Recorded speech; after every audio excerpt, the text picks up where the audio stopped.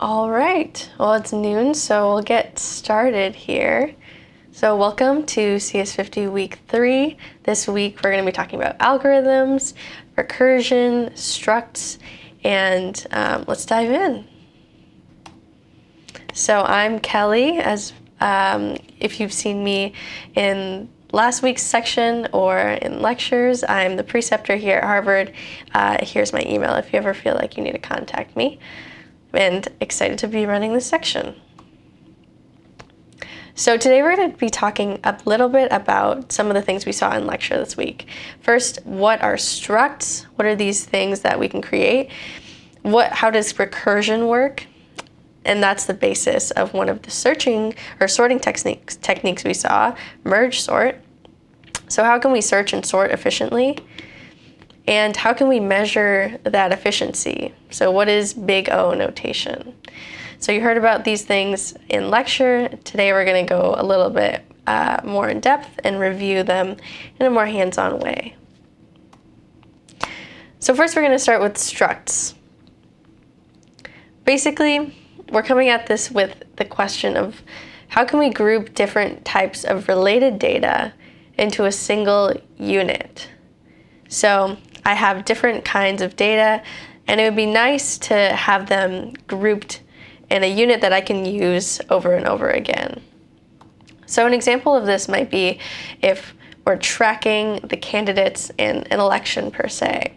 And so this is an example of what a struct could look like.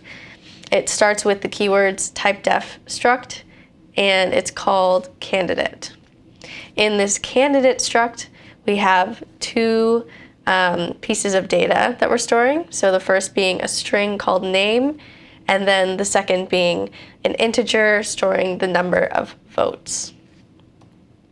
So typedef here is just saying, like, we're going to create a new definition here, or a new type, and candidate is the name of this new type.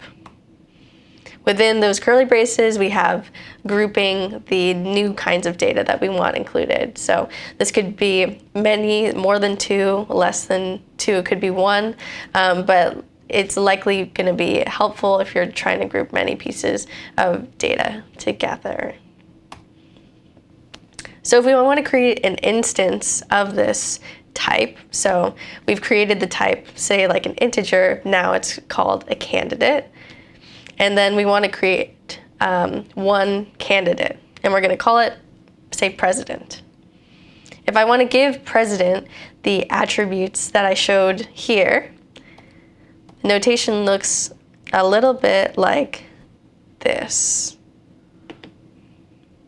So just like before, we have president, which is the name of the variable, and then we're getting the name, so .name, and setting that to Alice in this case.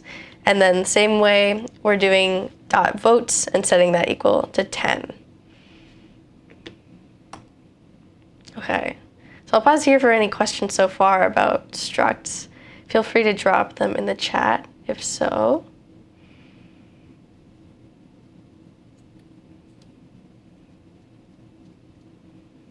If not, I'll move on. Feel free to continue to put things in the chat if they come up. So we're going to first start out with a little exercise, trying out the things that we just saw here. So we're going to try to create a struct that represents a candidate in an election that includes the candidate's name, the number of votes as an integer, and we're going to add those attributes to a candidate and print that out to the user.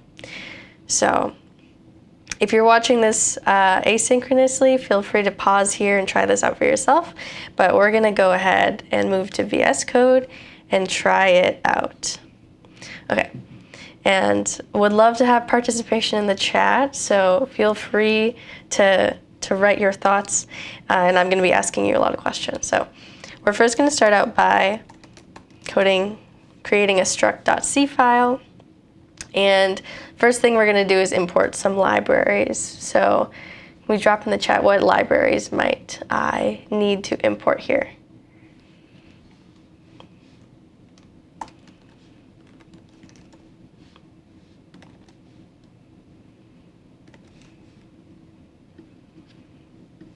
Standard IO, yeah, great. Standard IO.h.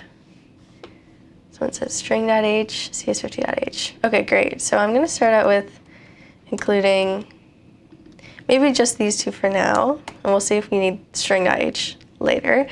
And then we start out with int main void. Okay. So I know I'm going to need to create a struct. And so does anyone remember where in my code that goes? My like type def struct. Perhaps which line of code should that be on? Before main. Yeah, exactly. So we want to define this before main. So we're going to start out with type def struct like we saw earlier. And this is going to be called candidate. Within this, we're going to have two pieces of information like we saw earlier. A string called name, and then an integer called votes. Okay, great. So now we have that. We want to add these attributes to a candidate. So say Alice with 5 votes. So how would I go about creating an instance of this candidate?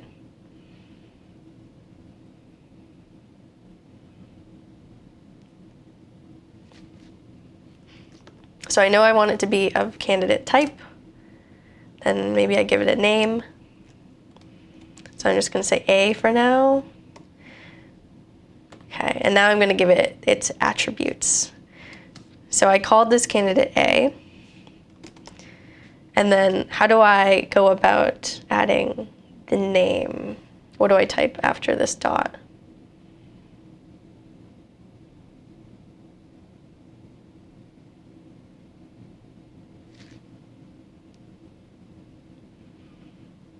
Someone says president.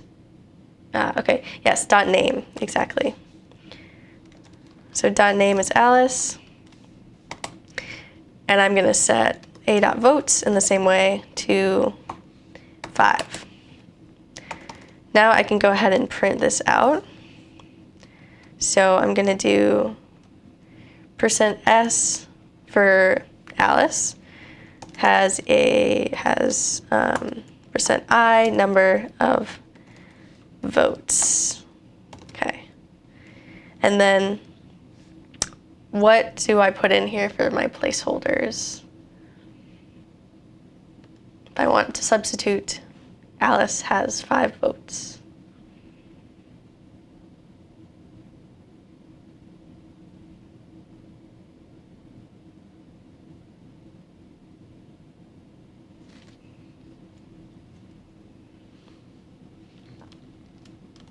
Okay, I'll do a.name and then a.votes. So a.name will give us Alice, a.votes will give us 5. So that will substitute. Okay, so let's try making this. Oops. Okay, make struct. Okay, /struct. And then we get Alice has 5 votes. Okay. Any questions about this code so far?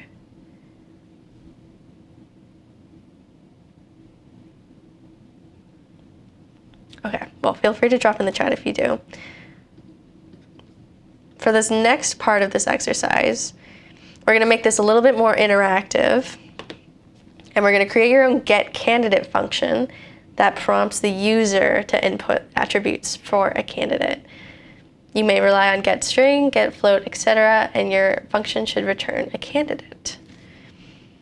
So in my current function, I'm setting these values myself.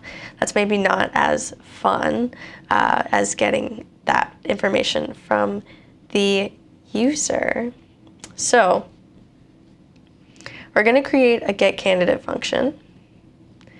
So I'm going to set that up here. So, well, first I should ask, what is this getCandidate function returning? So what's the return type of this function?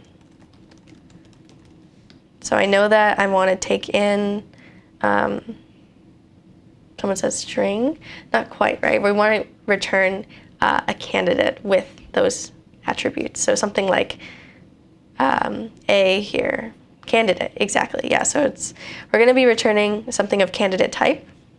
Call this function get candidate. We're not going to take any inputs since we're going to be prompting the user. Okay. So first, I'm going to ask for the attributes, right? So we're going to do like new, or yeah, we can say the name is going to be, we're going to get that from the user, so name. And then we're going to ask for votes, int votes.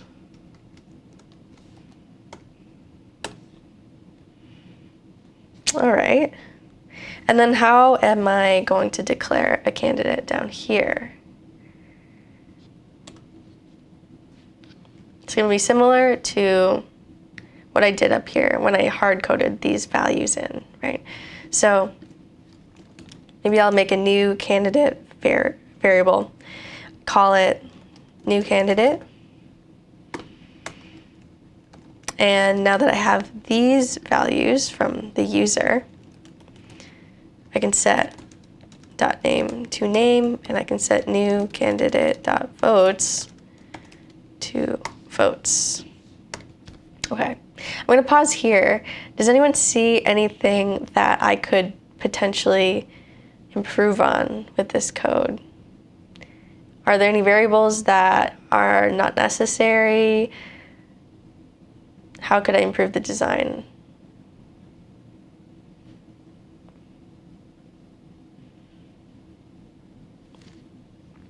Feel free to write in the chat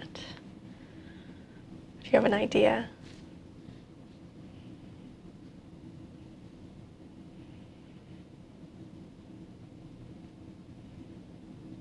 Someone says add comments. That's a good idea. Actually, we should add some comments. So maybe I'll say, this is a function to get a new candidate.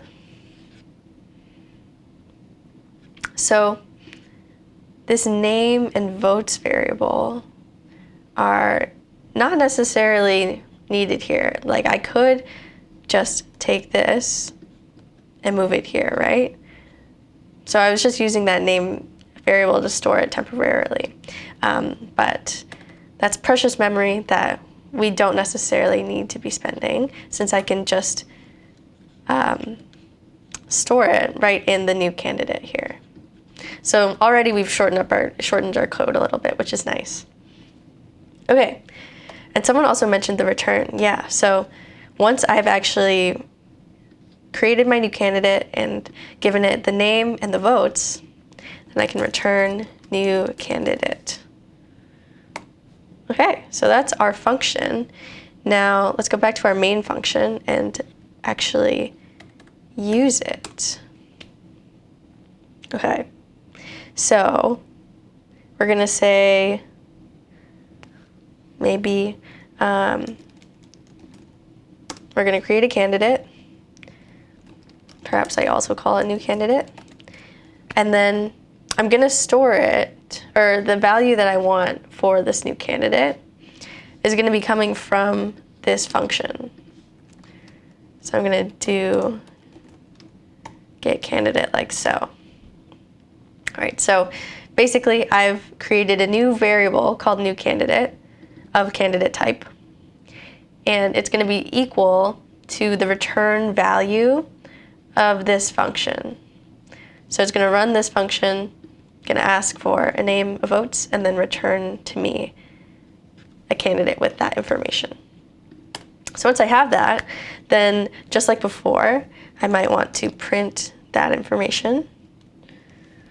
So I could say candidate is named and then a name, and has some number of votes. Okay. I'm going to substitute here just like we did before, new candidates dot name, and then for the votes, new candidates dot votes. Okay, so let's make again. Okay, what happened here? So we have error, call to undeclared function get candidate. Does anyone know what is going on here? Why am I getting this error?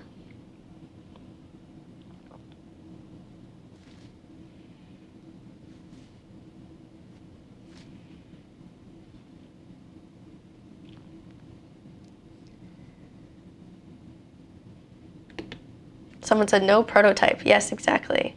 Yeah, so if we recall, a prototype or prototyping a function means to take this function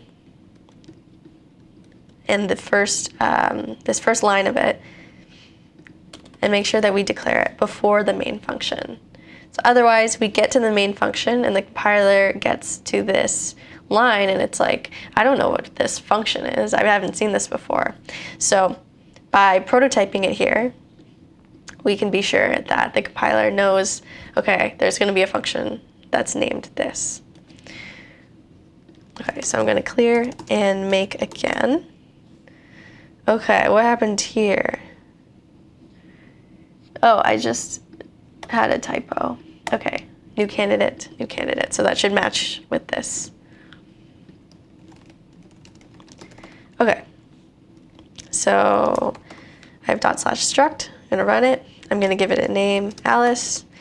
Maybe she has 10 votes, and we see candidate is named Alice and has 10 votes. Perfect. Okay, so I'll pause here again, see if anyone has any questions about the code we just created.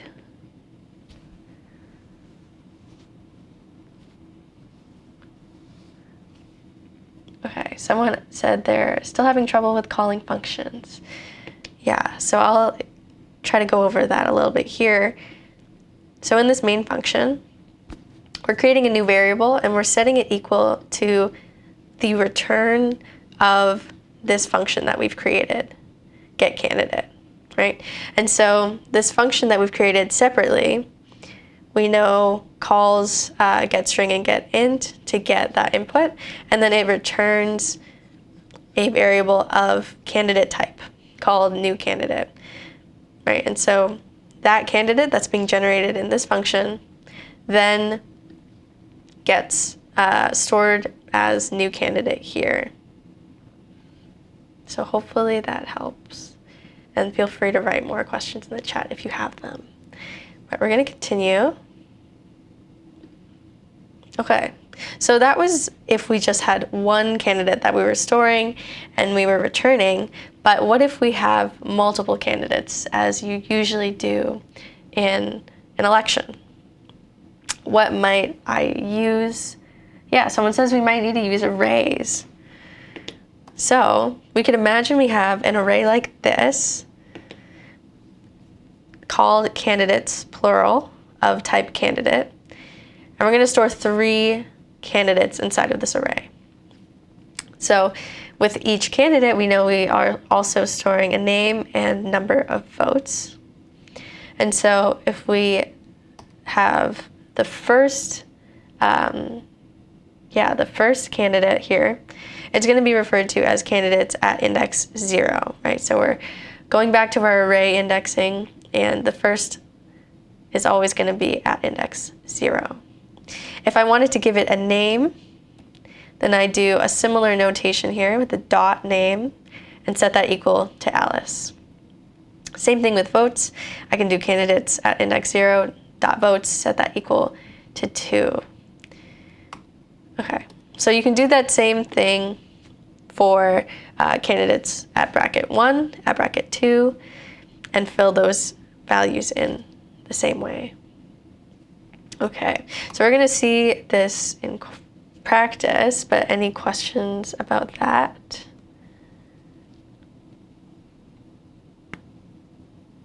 Okay, let's try this out here. So we're gonna see, someone says, is it possible to store arrays inside of arrays?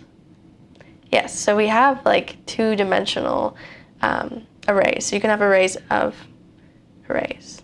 Good question. And you're gonna see that in a few weeks. Okay, so we're gonna keep building on our original program and use our getCandidate function to create an array of 3 candidates, each of which should have attributes input by the user. Okay, so we're gonna come back here. So right now we're calling this once to store 1 new candidate, but now we know we want 3. So, like before, we were using arrays. So I'm gonna make a new array, candidate, and I'm gonna call it candidates, plural. And I know I'm gonna be storing 3, so I'm gonna set the size of that to 3. Okay, so now if I wanna go over each candidate and fill that with the information from the user, yeah, someone already beat me to the punch. So making a loop, we should make a loop here to do that 3 times. So I'm gonna repeat from I equals 0 to I less than 3, so that it repeats 3 times. And then within that loop, I want to get a new candidate. So I'm gonna do candidates. I wanna go into the array at index of what here? If I wanna first do so we wanna do the first, the 0th, the 1st, and then the 2nd. So I'm gonna use I here, do candidates I, and then I'm just gonna call getCandidate.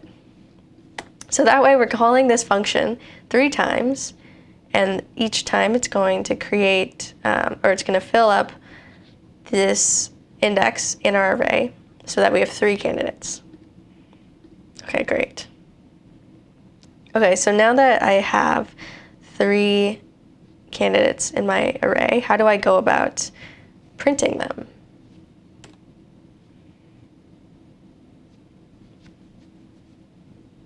So I could print out just like candidate 0, candidate 1. Yeah, people are saying a loop. Yeah, we're gonna do another loop here. And it's also gonna repeat 3 times. Okay, and then I'm gonna have a print function just similar to this. And so we're gonna say candidate is named the name and then has some number of votes. And then what am I gonna be putting here for the name? If I want the first candidate's name, candidate at index 0.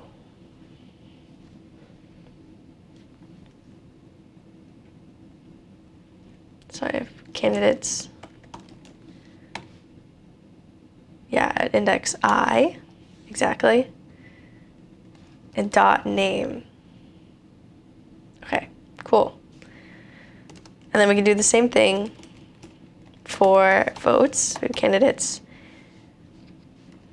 at index I dot votes. Okay.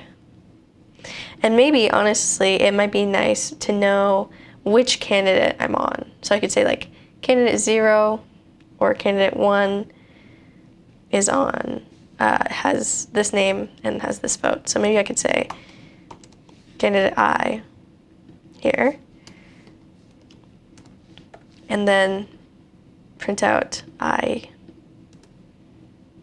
so that I have, someone's saying maybe it's kind of weird to do candidate 0, so I could do I plus 1, so that it starts with candidate 1 is named blank, candidate 2 is named blank, candidate 3, etc. Okay, great. So let's try this. Oops. Let's try this out here. Bring my terminal back. Okay, so I'm going to make struct.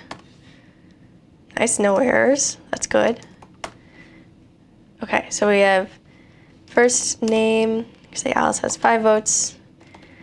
Second one's named Bob, has 9 votes. And then we could say Charlie has 2 votes. Okay, so we have candidate 1 is named Alice, has 5 votes. Candidate 2 is named Bob. Candidate 3 has 2 votes. Okay. So any questions about this code?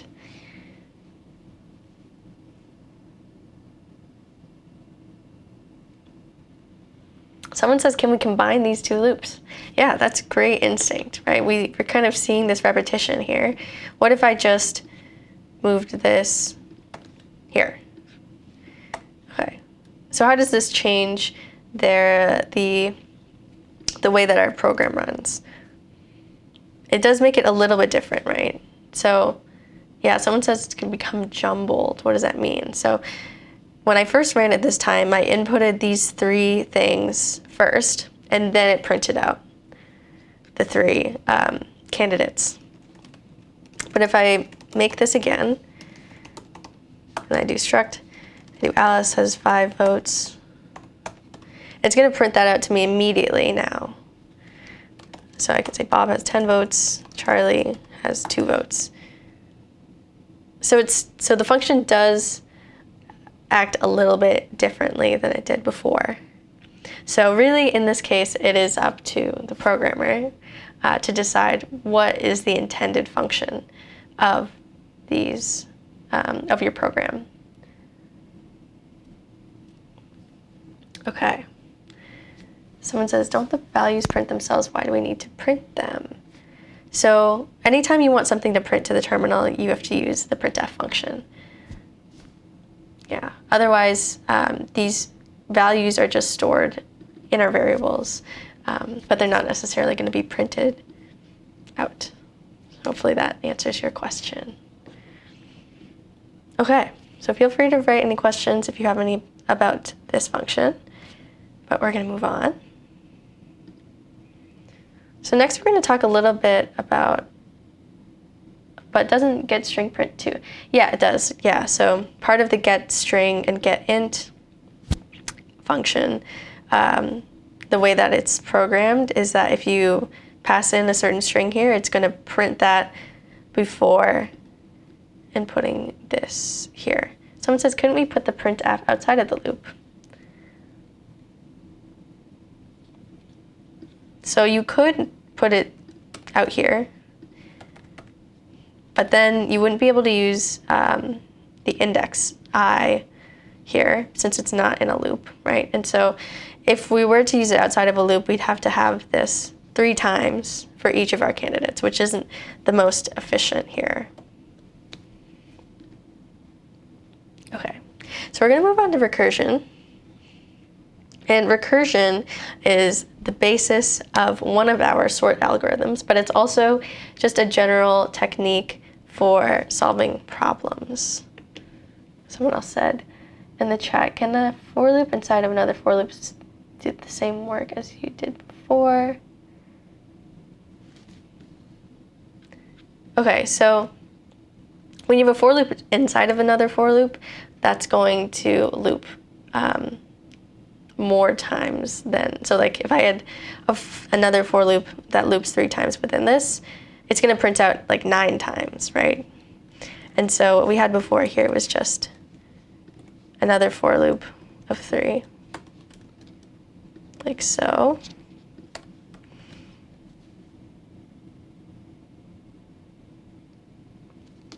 Yeah, and so we would like to have 2 separate for loops that are at the same indent, right? So that we're not repeating ourselves more than we need to.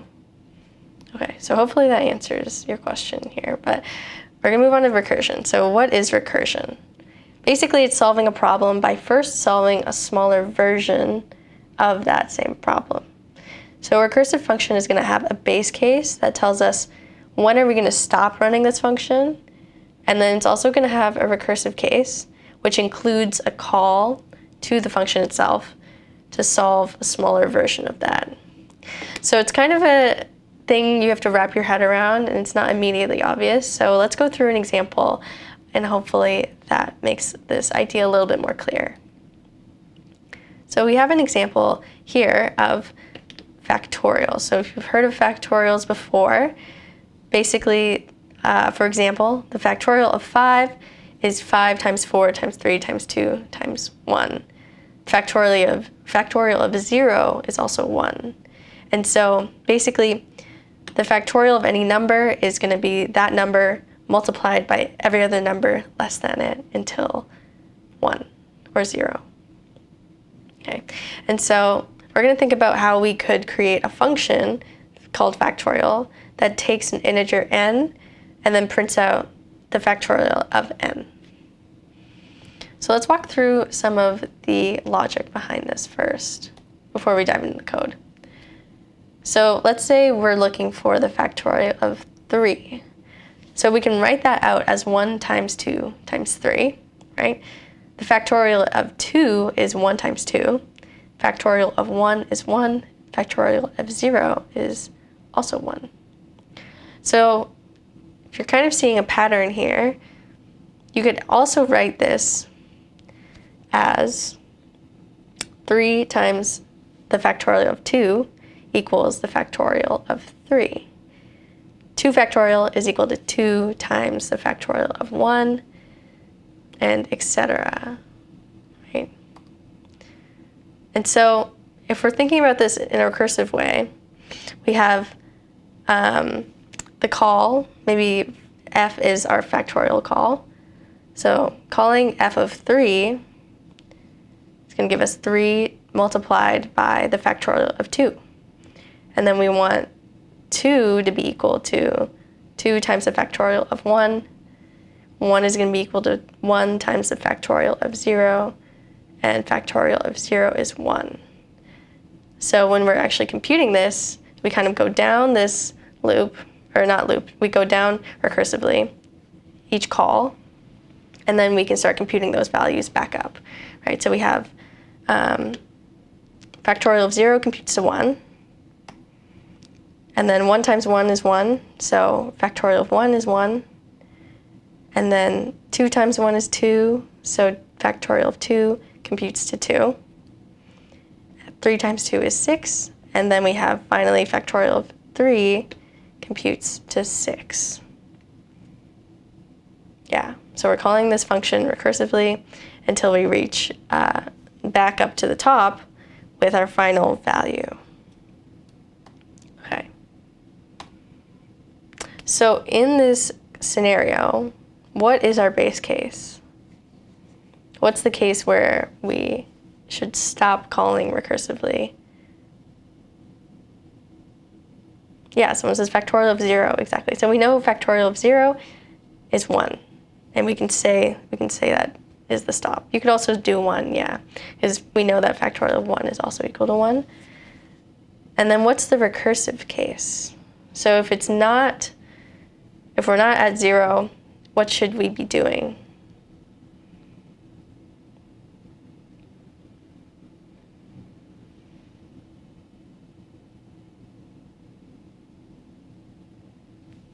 Yeah, someone's saying like going to the factorial of the previous number. Yeah, exactly. So it's going to be calling the factorial function again, but now with the number below. So n minus 1, I guess. Okay, so let's actually try to see what this looks like in code. So I'm going to make a new program called factorial.c. Okay. We're going to copy over our header files here. Do int main void. Okay, cool. And so we know that we want to first prompt the user for some number that we can then get the factorial of. So I'm just going to say int n get int, and we're gonna say factorial of what number, and the user can input it there. Okay, and now we want to set up a factorial function. So just like before, what is going to be the return type of this function? Int. Yeah, exactly. So it's going to return an integer. What is the input type? What should it take in? Not quite void, since we want to be doing something. Yeah, int. So we also want to be taking in an integer, and we're going to call it n, just for the sake. Okay, and so I know we want to have our base case, and we also are going to have our recursive case. Okay, so in the base case, we're going to check what we said before. If n is 0, then what should I return? 1, exactly. Return 1. That's what 0 factorial is. Okay, so if I haven't reached 0 yet, if n is not 0, then I should be returning what here?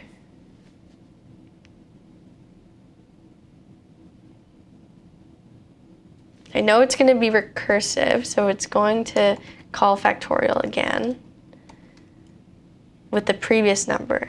Yeah, exactly. So n minus 1. And it's going to be the factorial of like 5 per se is going to be 5, which is n, times the factorial of the number right below it, which would be like say 4, right? Okay, so once I have that set up, I'm also going to make sure that I prototype it up here, and then we can print out the factorial of n. So you could say factorial of %i is %i. So we're going to have two integers here. The first one being n, which is just the number that was inputted to me. And then the factorial of blank is, I'm going to call factorial on n. And that's going to be the result here. Okay. So I'm going to make this factorial. Okay, so let's test it out. Factorial of 0 should be 1. Oh, I forgot a new line here. Okay, so I'm going to add that. Recompile. Okay, factorial of 0 should be 1. Great. Factorial of 1 should also be 1. And then let's say maybe factorial of 5 is 120. Okay, so it looks like it works. Feel free to write in the chat if you have any questions about this. Someone says, how does this work? Can't we just use a loop instead? Yeah, exactly. So anytime we have a recursive function, you can also do it iteratively. Like those are two different ways of solving the same problem. And by iteratively, I just mean by using a loop, doing it one by one, right? So we could totally write a version of this that uses a loop instead of doing this recursion here. But just to like break down how this is working, I can say in this 5 example, we have first asking, you know, what number do you want? And then I said 5 in this case. So n now is equal to 5, right? And then I print out factorial of 5 is factorial n. So it's calling this function where n is 5. And so we run through, it's not equal to 0, so then I say that, okay, I'm actually going to be returning 5 times factorial of 4. So this calls again, and then we go through this again and say, okay, actually factorial of 4 is 4 times factorial of 3. So then we are at this function again. It's not 0, so I go to this recursive case, say 3 is factorial of 3 is actually 3 times factorial of 2, so on until we get n equals 0, right? So we're calling, if n is 0, then we return 1, okay? And so then we're computing those values back up the chain, just like we had in this diagram here, right? So this f here is our factorial function, and it's returning 1, and then it's returning, then we get this value computed, right? And so that computes to 1, and it computes up to the first thing that we asked for, which was, in our case, factorial 5. So hopefully that makes a little bit of sense. How can you call the function in the definition of the function itself? Yeah, that is the definition of like a recursive function, yeah. So in recursive functions, we're allowed to call the function itself. The reason why it doesn't go on forever is because we have this base case, right? And so if we didn't have this, then indeed my program would just go on forever and forever, going to like n equals -1, -2, -3, into infinity. But because we have this base case that does actually return something at some point, that is the reason we're able to have this recursive function actually end at some point. Okay. The function is defined, yeah, on line 12, as someone said here. Yeah, okay. So that's recursive functions. We're going to show another example of this and work through it here. So again, if you're watching this asynchronously, feel free to pause and try this out for yourself. But we're going to do this live together. So we're going to write a recursive function fib that takes an integer n and then prints out the nth Fibonacci number. So if you're unfamiliar, the Fibonacci sequence is a sequence in which each element is the sum of the two elements that precede it. So this is an example of Fibonacci sequence. So we can see it starts with 0 and 1, and then the next one is 0 plus 1, which is 1. The next one is 1 plus 1, which is 2. The next element is 1 plus 2, which is 3, etc. So let's try this out pretty quickly here. So I'm going to code fib.c. Okay, I'm going to copy these over. Oops, int main void. Okay, so I'm going to do a similar thing where I ask for some integer. Say like, which Fibonacci number do you want?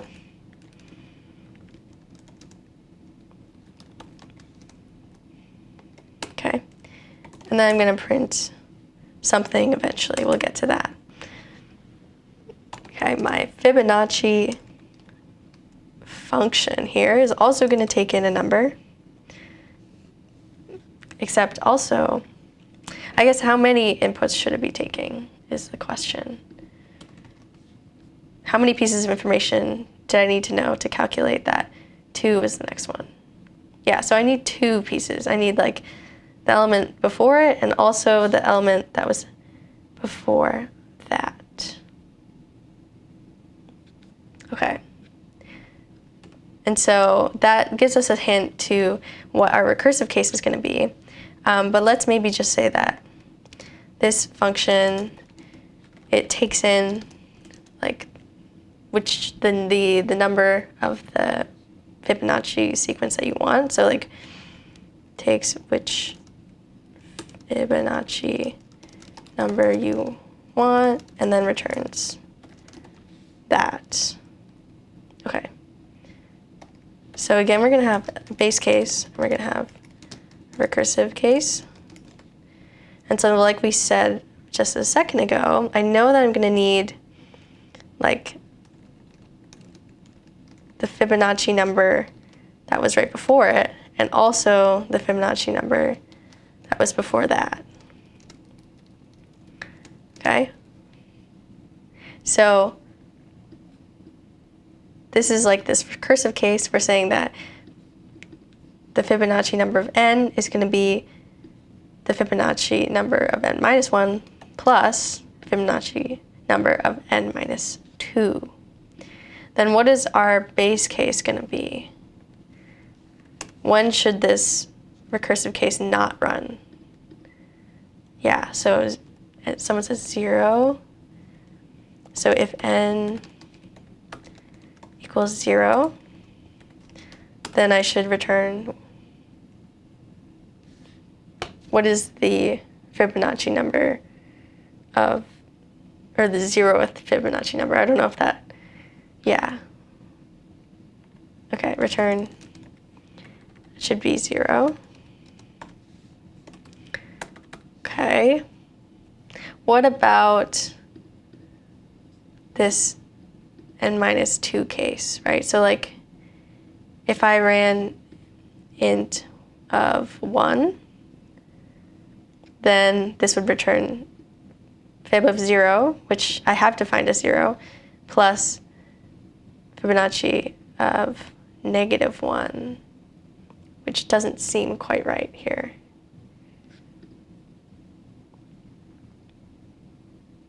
Yeah, so someone's saying, what if n minus 2 doesn't exist? So we've defined n is 0. So what I might need to do here is actually also define n equals 1. Say, what is the 1th Fibonacci number? Yeah, 1. So if we're saying this sequence is 0 indexed, right? So the 0th is 0, the 1th is 1. Then the next one, 2, the second, is in n0, like Fibonacci of 0 plus Fibonacci of 1. Okay.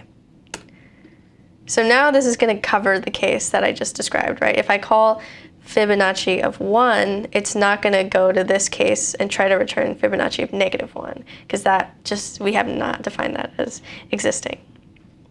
Okay, so now I can go back here and print out, say, the ith Fibonacci number is I. New line. I'm going to say that return n here and then return fib of n. I'm also going to prototype this so I don't forget here. Okay, so that's our code. Don't forget a semicolon. I'm going to make this /fib. And then we see, okay, I want the 0th, that should be 0. Cool. Next one should be 1. The second should be also 1. Nice. Oh yeah, I guess this th is not always going to work for like second. Okay. And then let's say like the fifth one, fifth Fibonacci is 5. Is that true? 0, 1, 2, 3, 4, 5. Yeah, that looks right. Okay, cool. So feel free to write any questions in the chat about this program, but this is just another example of how recursive functions can work and how we can call the function itself inside of the function. Okay, so we're gonna move on to searching and sorting. So I'm going to first pose this question. If you had like this array of integers, but you don't know what's in each one, how would you go about searching for 6? If I told you you should look for 6, what's your approach or your algorithm per se?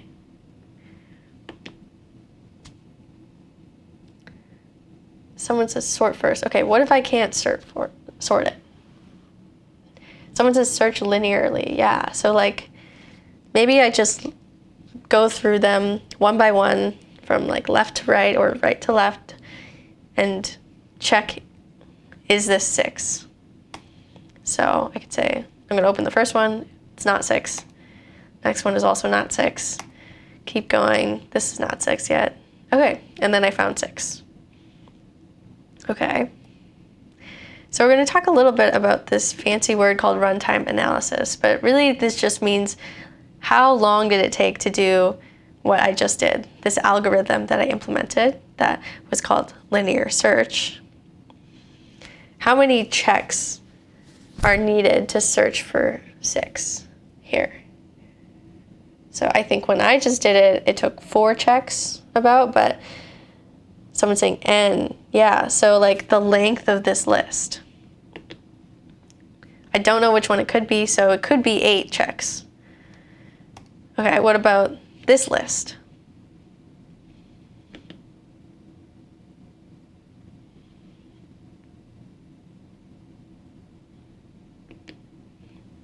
Yeah, and again, it's going to take however many inputs I have in this array to check. So I'm going to have to check every single one, which is not super efficient. But we call this a big O of n. And basically this is saying that I need to do as many as n steps for an input of size n. So however long my input is, I need to do that many steps. You can also think of this as the way that the algorithm's time that it takes grows over time. So it scales linearly with the size of our input. Right? So for each new item that's added to my algorithm's input, the algorithm needs to do a fixed number of new steps. Yeah, and it looks a little bit like this linear graph, as someone said, because if I say double my input, I make it double the size of the list, then it's also going to take like double the size or double the amount of time to search that list. Okay, any initial questions about searching?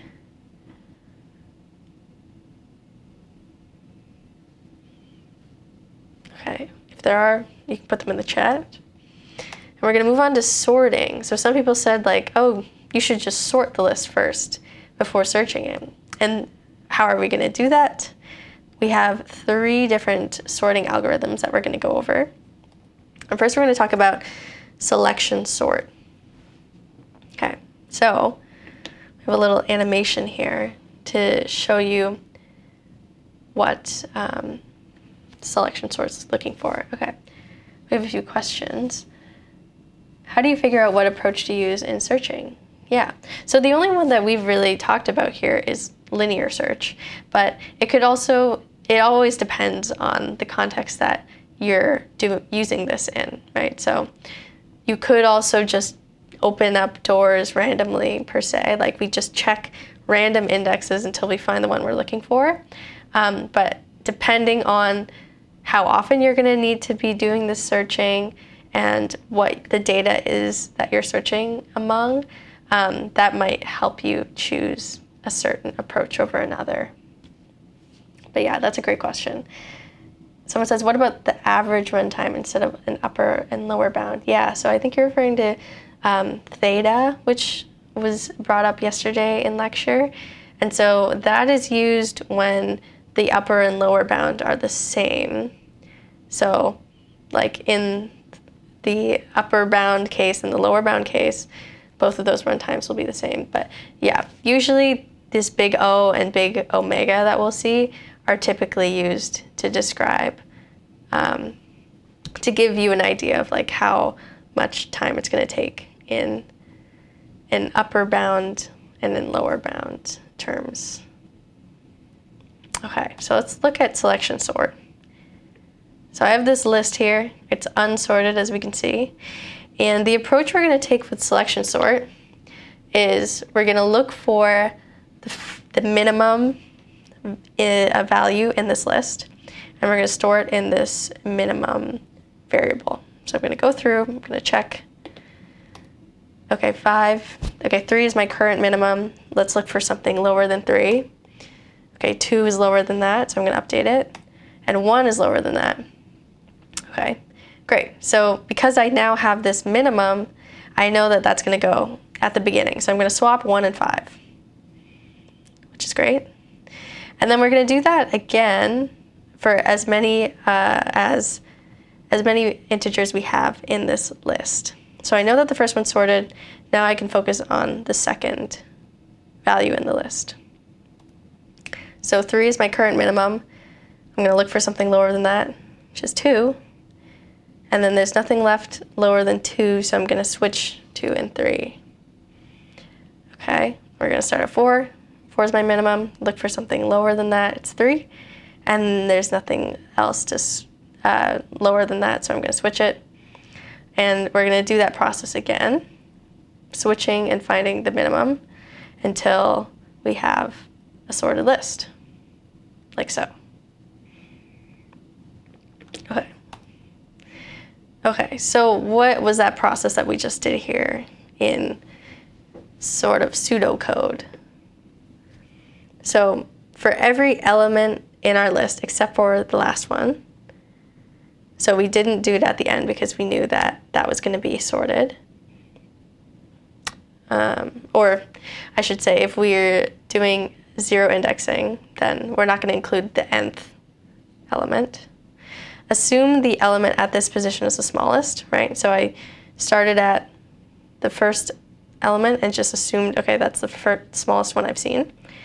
And then for every element to the right of that, if it's less than our current smallest, we're going to update the current smallest.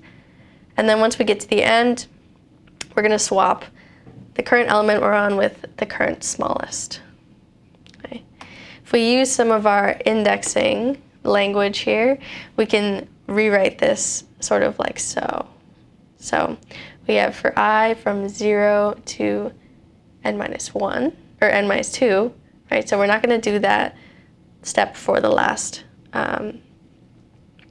element in the list. So we can see that once I was here, we already know that 8 was going to be sorted, right? And so we're going to set some minimum value to I, which is that first element, or the current element. And then we're going to loop from I plus 1, which is the next one, to n-1, which is the end of the array. And if that value is lower than our minimum, we're going to update that. Once we get to the end, we're going to then swap the ith element with our minimum element. Okay. So what does the runtime look like for this? We have n squared. Someone want to explain maybe why is this n squared? Why am I going to need to do as many as n squared steps if my input size is n?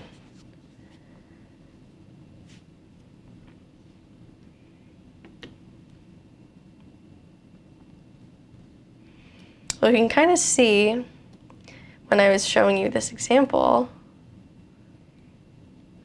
Yeah. So I had 8 elements in this list, right? And so in this first pass here, when I was looking for the first minimum, I looped over every single element in this list, right? So n number of times to find that 1 was the minimum, right? And then I do this sort of thing again. I guess now I'm not looking through n number of elements, but I'm still n-1, right? So it's still on the order of n. And so I do that searching n number of times because I need to sort every element of this list. Okay, so eventually we get to n squared as our upper bound because it could take, we need to see each element within each pass and then n number of passes. Okay, our omega, which is lower bound, is also n squared. Right, so in the best case, I'm still going to approximately do n squared steps. And the reason for that is because if in my best case, which is like if the list is already sorted for me, I'm still going to do all of these steps. I have no way of like checking early that this list is actually sorted, and I don't need to be doing all this work. Okay, we're going to move on now to bubble sort, which is slightly similar in some ways, but different in others. So basically with bubble sort, we go through the list checking 2 by 2. Are these out of order? We're going to ask that question over and over again. If they are, then we're going to swap them, right? So then I'm going to look at 5 and 4. These are out of order, so I'm going to swap them. And so on until I get to the end of the list. And now we can see that the largest value, in this case 8, has bubbled its way to the top, or to the end of the list. So we now know that 8 is in the right spot. So basically now we just repeat that process for the rest of the list, right? So we're going to go through, this first pass is now complete. We know that 8's in the right place. Okay, then we go through 2 by 2. We see that 2 and 5 are out of place, so we swap them. And then 7 and 6, or 1 and 5, yeah. Then 7 and 6. And that's our second pass. Now we know 7's in the right place. Okay, and then we know that 6 is also in the right place. I don't have to, but I'm gonna make this swap between 2 and, so we have 3 and 4 in the right place, 2 and 4, we're gonna have to switch. 4 and 1 we switch. The rest are good. So I know for sure that 6 is up in the right place. So on and so forth. We're going to keep making those swaps until we have a fully sorted list. Okay, so our pseudocode for this looks a bit like this. For every element in our list, except the last one, we're going to look at each element from first to second last. If the current and the next elements are out of order, you should swap them. And if no 2 elements were swapped in our pass, then we should quit. Okay.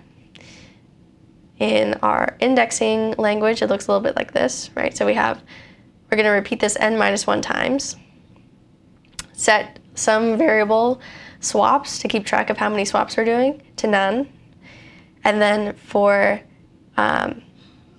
j from 0, so j is going to start at 0 and go to n-2. Yeah, why is it n-2? Well, if we look at our first pass here,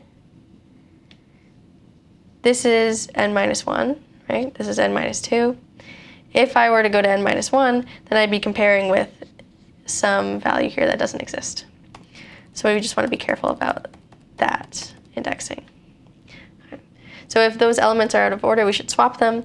And if no swaps are made, then I should quit. Why are we quitting if no swaps were made?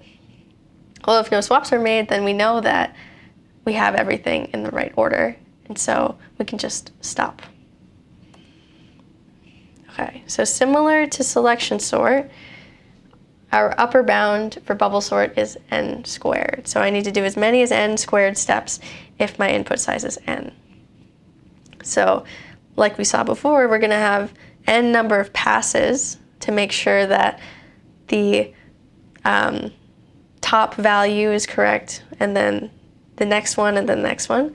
And then during each pass, we're also going through the whole list to make those swaps. Same way we talked about the linear scaling, this one scales in an exponential way, right? So for every new item that's added, I need to do n more steps, approximately. So for a big list, this gets time-consuming pretty fast. A key difference between bubble sort and selection sort here, though, is the lower bound. So we saw in selection sort, the lower bound was n squared, right? There was no way to like stop it early, but with bubble sort, because we have this checking if we did the right swaps, or if we'd made any swaps, and stopping if we did, the lower bound in this case is going to be n, right? So in the best case, which is if my list is already sorted, I'm going to go through and each pair and see that no swaps have to be made. And then I get to the end of that, it says if no swaps were made, then I just end the program. And so the best case here, we see a lower bound of n. Okay. Finally, we're going to get to merge sort, which kind of takes this idea of recursion that we saw earlier and makes the sorting a little bit more efficient, or at least more efficient than selection and bubble sort. Okay, so let's say we have this same list here. And the technique with bubble sort, or merge sort, is that we're going to be splitting this in half. And we're going to say sort the left half and then sort the right half. Okay, so now that I'm sorting the left half, how do I sort this list? Well, I split it up again. And now I have two lists. I'm going to say, let's sort this left half. How do I sort this list? Well, I split it in half, right? That's kind of the recursive call. And then once I have these two lists of size 1, my base case here, I know that a list of only one thing is already sorted. So that's great. And then we get to the part of merging. So I know that 5 is sorted. I know that 3 is sorted because they're only a list with one thing in it. Okay, and so with sorting it, I'm going to look at these two lists that I have. I know that they're sorted, and I'm just going to compare the first value in both of them. And whichever one's lower, I'm going to put in first. So 3 in this case, 5 after that. Okay, then I'm going to do the same thing with my right half. So I'm going to have 4 and 8. I know that now this is sorted because it's only one thing long. And then 8 is sorted. I'm going to compare these two, which one's smaller. And I'm going to put them in the right order. Okay, so we do this again and again here. Now I have a list of 2 on each side, but I know that both of them are sorted, which is a very crucial piece of information to have, right? So I can look at the first value in each of these lists and compare them. Which one's lower, 3 or 4? I know 3 is lower, so I'm going to put that in my list. Then I'm comparing the next 2 heads of the list, right? So I'm checking 5 and 4. Which one's lower? 5. So then I can say I'm checking between 5 and 8. I know 5 is lower, and then I can put 8 in. Okay, and so we do the same thing on the right side. I break this up, and then I sort 2 and 1. I sort 7 and 6. And then I compare 1 and 6. 1 is lower. Then I'm comparing 2 and 6. I know 2 is lower. And then because that left list is already empty, I know I can just put this list in since it's already sorted. Okay. And then finally, we do the big full list, and we are checking the heads of each of these lists that we know are sorted. So I can say 1 is lower than 3. Let's put that in. Now I'm checking 2 versus 3. Put 2 in. 3 versus 6, well, 3 is lower. 4 versus 6, 4 is lower. 5 versus 6, 5 is lower. 8 versus 6, 6 is lower. Then 7, then 8. And then we have our final sorted list with merge sort. Okay. What if merge sort is already sorted? That's a great question. So that's our lower bound, right? So let's look at the runtime. But first we're going to look at the pseudocode for this. So basically what I just did there was we split the list that we were working with into 2 halves, sorted the left half using merge sort. So that's a recursive call. Sort the right half using merge sort, which is another recursive call. And then merge the 2 halves into a single sorted list, taking the smaller first element from either half. Okay, so our upper bound here is n log n. So I need to do as many as n log n steps to find my solution. So this is logarithmic, right? Like if my list right then was 8, if it grew to 16, I would only need to do 1 more step. If this was like a linear algorithm, it was O of n, then I would need to do, or if it was n squared, I would need to do like 8 more or 16 more steps. Yeah. And then, so if we look at how it scales,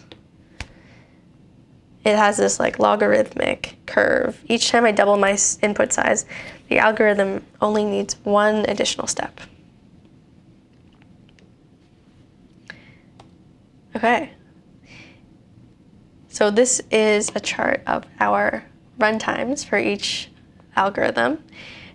And that will probably come in handy if you're doing sort after this. And this also addresses the question we had in the chat, what if merge sort is already sorted? That's our omega here. So we can see for merge sort, if the list is already sorted, the runtime is still the same, right? We're still going to do those same steps each time. And so the runtime is also no different. Okay. I'll pause here for any other questions about sorting, runtime of these 3 algorithms.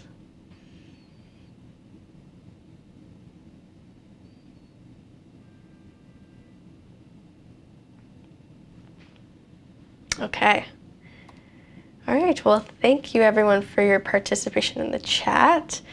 This was CS50 Week 3, algorithms, and I hope to see you next week.